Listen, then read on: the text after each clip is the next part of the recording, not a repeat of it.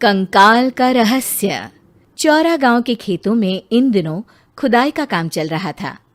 असल में इसी गांव से होकर एक अच्छी सड़क गुजरनी थी, इसलिए यहाँ खुदाई शुरू की गई थी। अचानक एक दिन खुदाई करने वाली मशीन से कुछ टकराता है। बाद में जब खोजबीन की जाती है तो वहां से 2 कंकाल मिलते हैं। पुलिस गांव के लोगों से पूछताछ शुरू करती है। आप लोगों को क्या लगता है ये किसके कंकाल हो सकते हैं? अरे साहब, हमें क्या पता ये किसके कंकाल हैं, आप ही लोग पता लगाइए। हम लोग तो बहुत ज़्यादा डरे हुए हैं। हाँ, हमारी फॉरेंसिक टीम अभी आ रही है। ये बताओ कि इस गांव के रहने वाला कोई जोड़ा गायब तो नहीं ना? क्योंकि शुरुआती जांच में तो ये बात सामने आ रही है कि एक कंकाल किसी पुरुष का है तो एक किसी महिला का। साहब, हमें तो बहुत डर लग रहा है। ऐसे कंकाल मिलने का मतलब गांव के आसपास ही किसी की हत्या हुई है या फिर किसी को जलाकर मार डाला गया है। हाँ साहब, हम अपने परिवार को लेकर बहुत ही ज़्यादा परेशान हैं। देखिए, आप लोगों की परेशानी हम समझ सकते हैं, लेकिन आप लोगों को पुलिस का सहयोग करना होगा, क्योंकि आपके सहयोग के बगैर हम ये पता नहीं लगा सकते हैं कि आखिर ये किसके कंकाल है और इनकी हत्या किसने की। ठीक है साहब, गांव के लोग आपका पूरा सहयोग करेंगे। हाँ साहब, पूरा सहयोग करेंगे। तो फिर ठीक है, हम अपनी जांच शुरू कर देते हैं। कुछ दिन बाद जांच रिपोर्ट आ जाती है। पता चलता है कि ये कंकाल करीब 20 साल पुराने हैं, यानी 20 साल पहले किसी जोड़े की हत्या कर शव को यहाँ पर दबा दिया गया था। इंस्पेक्टर राघव, ये बताओ कि 20 साल पहले की मर्डर मिस्ट्री क्या अब सुलझ सकती है? हाँ सर, क्यों नहीं।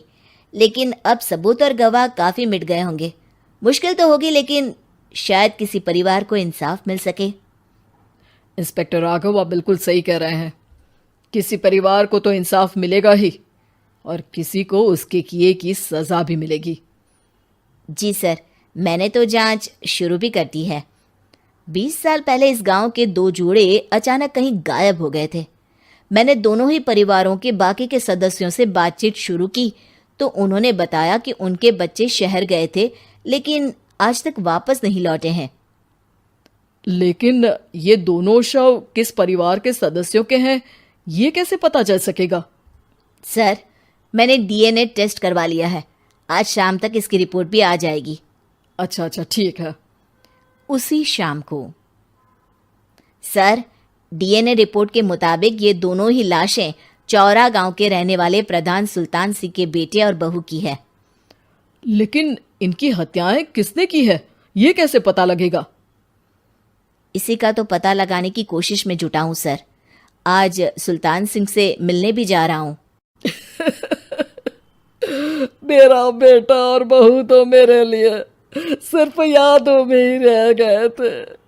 हमें उनकी लाशें तक नहीं मिल सकी थी। आज 20 साल बाद उनके कंकाल मिले हैं। मैं अब किसके लिए जीऊं?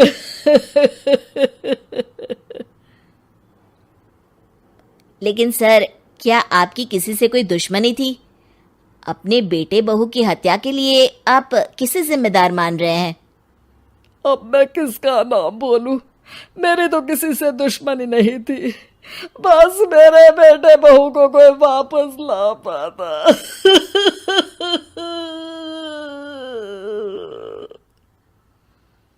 इसके बाद सुल्तान सिंह फूट फूट कर रोना शुरू कर देते हैं। सर, अब आप इनका अंतिम संस्कार करवा सकते हैं।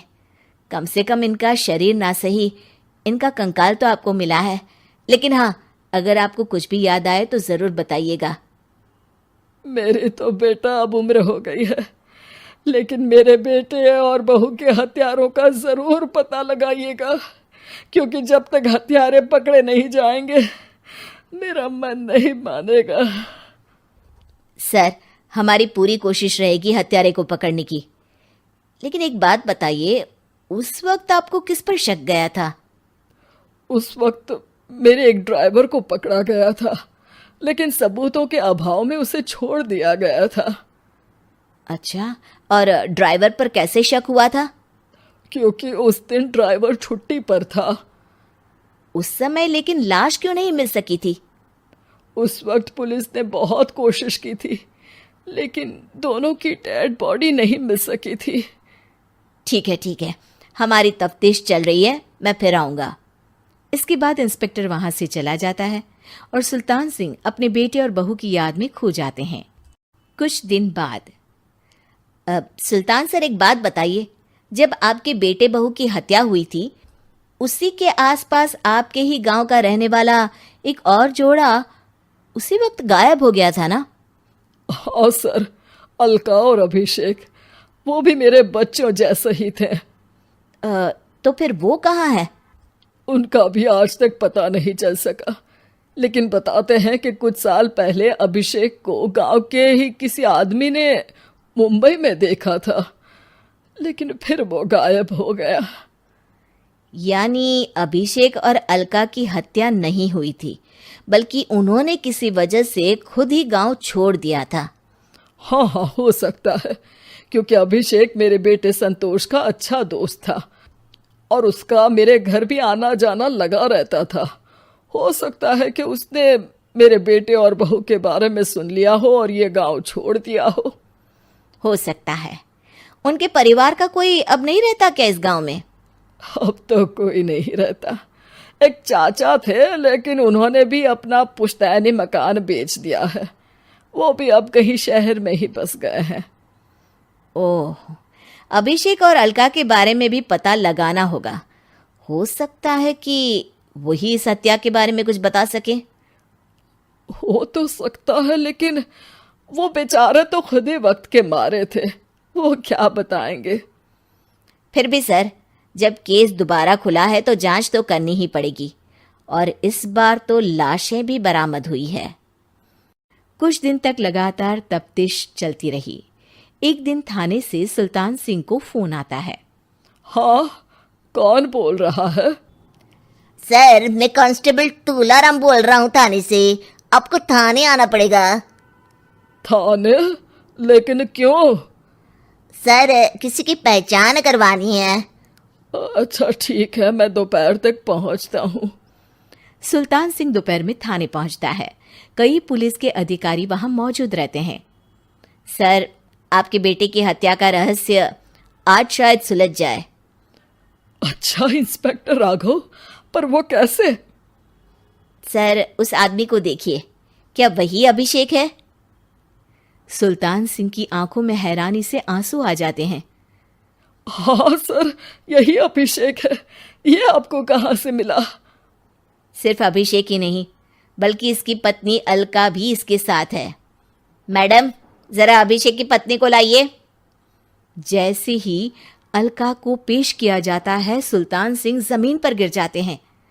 सुल्तान सर, क्या हुआ आपको? आप अलका को देखकर गिर क्यों गए? सुल्तान सिंह सर पकड़कर बैठ जाते हैं। ये अलका नहीं, बल्कि ये तो मेरी बहू रितु है। पूरा थाना एक दूसरे का मुंह देखने लगता है। क्या? इसके बाद हर किसी को दो कंकाल और हत्या का रहस्य समझ में आ गया। अभिषेक और रितु ने मिलकर संतोष और अलका की हत्या की थी और लाश को जमीन के नीचे दबा दिया था। आज 20 साल बाद इस हत्या का रहस्य खुल सका था कि अवैध प्रेम संबंध में दो मासूमों की जान गई थी।